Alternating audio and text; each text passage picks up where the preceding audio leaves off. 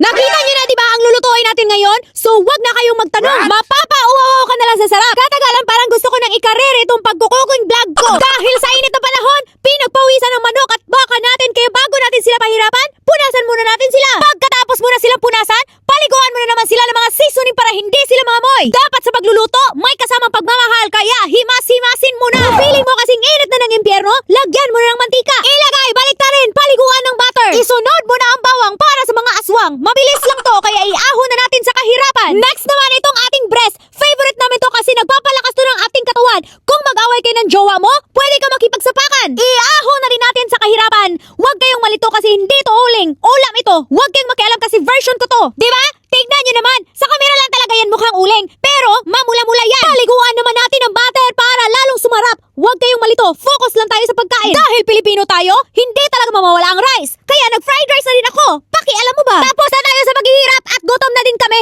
Huwag na natin patagalin pa at